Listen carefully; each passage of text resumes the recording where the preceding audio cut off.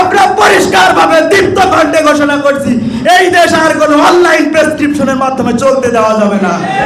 প্রিয় উপস্থিতি, আসন্ন জাতীয় সংসদ নির্বাচন এটা হবে 13তম নির্বাচন, অর্থাৎ 1971 সালের নির্বাচন পরবর্তী সময়ে এদেশে 1 ডজন জাতীয় নির্বাচন এসেছে, কিন্তু কোন নির্বাচন এদেশের জনগণের আকাঙ্ক্ষার যে প্রাপ্তি সেটা এখনো পর্যন্ত কোন দল, চাচার দল, বাবার দল, মেয়ের দল, স্বামীর দল, কোন দল নিশ্চিত করতে পারেনি। এদেশের জনগণ এখন অধীর আগ্রহে অপেক্ষা করছে, তাদের সে প্রাপ্তি ইনশিওর করতে চায়। এদেশের জনগণ আর স্বামীর শাসন, আর স্বৈরাচারের জননী শেখ হাসিনার শাসন, স্ত্রীর শাসন, কোন অ-ইসলামিক শাসন যারা চায় এমন কোন মানুষের শাসন এদেশের মানুষ আর দেখতে চায় না। এজন্য আমাদেরকে ঐক্যবদ্ধভাবে প্রস্তুতি নিতে হবে। এদেশের মানুষ অধীর আগ্রহে বসে আছে, এদেশের মানুষ কোরআনের শাসন দেখার অপেক্ষায় বসে আছে। প্রিয় উপস্থিতি, এদেশে অতীতে যে সকল নির্বাচন হয়েছিল, এ সকল নির্বাচনে আমাদের দেশের যারা নির্বাচিত হয়েছিল এরা দেশীয় শিক্ষা ব্যবস্থায় শিক্ষিত ছিল, এরা কেউ অশিক্ষিত ছিল না। এরা দেশীয় সংবিধানের আলোকে কিছুটা ঠিক ছিল, কিন্তু এরা ছিল ইসলামের ভাষায়, এদের কিছু কিছু গুণ অ্যাবসেন্ট ছিল, এরা ক্যারেক্টারহীন ছিল, এরা চরিত্রহীন ছিল। এ কারণে এরা ক্ষমতায় যাওয়ার পর জনগণের যে প্রত্যাশা, জনগণের যে প্রাপ্তি সেখানে তারা কাজ করতে পারেনি। প্রিয় ভাইরা, আবার আমাদের সামনে একটা নির্বাচন এসেছে। এই নির্বাচন আমাদের জন্য একটা চ্যালেঞ্জ, এই নির্বাচন আমাদের জন্য একটা সম্ভাবনা। এই নির্বাচনে যদি আমরা ভালো মানুষকে, এই নির্বাচনে যদি আমরা সৎ মানুষকে, এই নির্বাচনে যদি আমরা দক্ষ মানুষকে, এই নির্বাচনে যদি আমরা আমানতদার মানুষকে সংসদে না পাঠাতে পারি, আবার আমাদের জন্য অতীতের মতো দুর্যোগ অপেক্ষা করছে। এজন্য ছাত্র শিবিরকে কাজ করতে হবে। আমরা যুগে যুগে দেখেছি কোন বিপ্লব যুবকদের ছাড়া সম্পূর্ণ হয়নি। অতীতে যত বিপ্লব, যত গণঅভ্যুত্থান, যত রেভলিউশন, যত বিপ্লব এসেছে, সকল বিপ্লবের পেছনে যতক্ষণ পর্যন্ত যুবকরা না এগিয়ে এসেছে ততক্ষণ পর্যন্ত কোনো বিপ্লব সফল হয়নি। আমি জানি বাংলাদেশ ইসলামী ছাত্র শিবির শতভাগ ছাত্রদেরকে নিয়ে কাজ করে, বাংলাদেশ ইসলামী ছাত্র শিবির শতভাগ যুবকদেরকে নিয়ে কাজ করে। এখানে 4 ছেলের বাপ নিয়ে রাজনীতি করে না ছাত্র শিবির। সুতরাং ছাত্র শিবির যদি এবারের নির্বাচনে ঐক্যবদ্ধভাবে এগিয়ে আসে, আগামীর নির্বাচনে নিশ্চিত ইসলামের বিজয় হবে। আগামীর নির্বাচনে আলমডাঙ্গা উপজেলার কৃতি সন্তান, আমাদের সৎ দক্ষ দেশপ্রেমিক জননেতা আমাদের প্রিয় মাসুদ ভাইয়ের বিজয় হবে ইনশাআল্লাহ।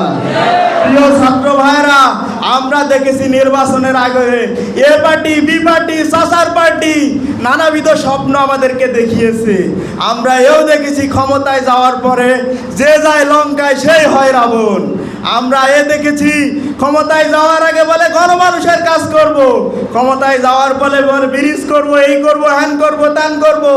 পরে আমরা দেখেছি নিজের ভুড়ির পরিধি বৃদ্ধি করেছে। জনমানুষের কোনো কাজ তারা ওইভাবে করতে পারে নাই, নামমাত্র অল্প কিছু কাজ করেছে। এখানেও রডের বদলে বাঁশ দিয়েছে, নামমাত্র অল্প কিছু কাজ করেছে। সেখানে আগে তাদের নিজেদের ভুড়ির প্রাপ্তি শেয়ার করেছে, তারপরে জনগণের কথা ভেবেছে। এগুলা হওয়ার পেছনে একটাই কারণ, তারা ছিল দেশপ্রেমিক ছিল না, তারা সৎ ছিল না, তারা দক্ষ ছিল না, তারা আমানতদার ছিল না। ছাত্র শিবিরের যে দুর্বার সংগ্রাম, ছাত্র শিবির সৎ দক্ষ দেশপ্রেমিক নাগরিক তৈরি করে আসছে। ছাত্র শিবিরের প্রায় 1.5 বছর ধরে কাজ করে যাচ্ছে। তার সোনালী অর্জন আমাদের প্রিয় মাসুদ পারভেজ রাসেল ভাই একজন সৎ দক্ষ দেশপ্রেমিক নাগরিক উপহার দিয়েছে। আমরা চাই আগামী জাতীয় সংসদ নির্বাচনে 79 নম্বর আসন অর্থাৎ চুয়াডাঙ্গার 1 আসন থেকে আমাদের প্রিয় এই সৎ দক্ষ দেশপ্রেমিক ভাইকে জাতীয় সংসদ নির্বাচিত করে এদেশের গণমানুষের আকাঙ্ক্ষার প্রতিফলন ঘটবে এমন একজন নেতাকে সংসদে পাঠাতে চাই। প্রিয় উপস্থিতি, অতীতে যে সকল সংগঠন ক্ষমতায় এসেছে তারা অনেক ওয়াদা দিয়েছে, কিন্তু বাস্তবে কোনো কাজ করেনি। এখন এই কথাটা, এই বাক্যটা গণমানুষের কাছে পৌঁছিয়ে দিতে হবে। এখন এই কথা, এই বাক্য, এই মোশনটাকে যদি আমরা গণমানুষের কাছে পৌঁছাতে ব্যর্থ হই, তাহলে এদেশের মানুষ আবার ধোঁকার মধ্যে নিপতিত হতে পারে। প্রিয় উপস্থিতি, জামাত ইসলামী যে পারে তা তারা দেখিয়ে দিয়েছে। অতীতে জামাত ইসলামীর মেম্বার ছিল, অতীতে জামাত ইসলামীর একজন সফল চেয়ারম্যান এখানে বসা আছে, অতীতে জামাত ইসলামীর উপজেলা চেয়ারম্যান ছিল, এমপি ছিল, মন্ত্রী ছিল। তারা দেখিয়ে দিয়েছে দুর্নীতি ছাড়া জামাত ইসলামী মেম্বারের কার্য পরিচালনা করতে পারে। তারা দেখিয়ে দিয়েছে দুর্নীতি ছাড়া জামাত ইসলামীর লোকজন ইউপি চেয়ারম্যানের কার্য সম্পূর্ণ করতে পারে। তারা দেখিয়ে দিয়েছে দুর্নীতি ছাড়া এমপিগিরি করা যায়। তারা দেখিয়ে দিয়েছে দুর্নীতি ছাড়া মন্ত্রিত্ব পরিচালনা করা যায়। প্রিয় উপস্থিতি, আমরা একটা পার্টিকে দেখছি, তারা ক্ষমতায় আসার আগে আমার জেলায় টিসিবির কার্ড নিয়ে ভাগাভাগি করতেছে, তার দলের একজন মানুষকে হত্যা করেছে। এ ধরনের যারা এই টিসিবির কার্ড নিয়ে হত্যাযজ্ঞ চালায়, তাদেরকে আগামী দিনে ক্ষমতায় আসতে দেওয়া হবে না। এ ব্যাপারে ছাত্র শিবিরকে ঐক্যবদ্ধভাবে প্রচেষ্টা চালিয়ে যেতে হবে। প্রিয় উপস্থিতি, আমরা দেখেছি এ পার্টি তারা মাছের কাঁটা বেছে খেত। এখন আমরা দেখছি, এখন যে পার্টি ক্ষমতায় আসার জন্য লাফালাফি করছে, তারা মাছের কাঁটা বেছে বাস সহ গিলে খাওয়ার চেষ্টা করছে। তারা এই দেশটাকে গিলে খেতে চায়। আমরা পরিষ্কারভাবে দীপ্ত কণ্ঠে ঘোষণা করছি, এই দেশ আর কোনো অনলাইন প্রেসক্রিপশনের মাধ্যমে চলতে দেওয়া যাবে না।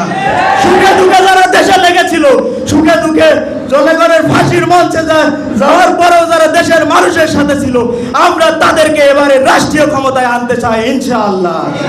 আমরা যদি এই ধরনের মানুষদেরকে এবারও ক্ষমতায় পাঠাতে ভুল করি, আমাদের জন্য কঠিন কঠিন কঠিন দুর্ভোগ অপেক্ষা করছে।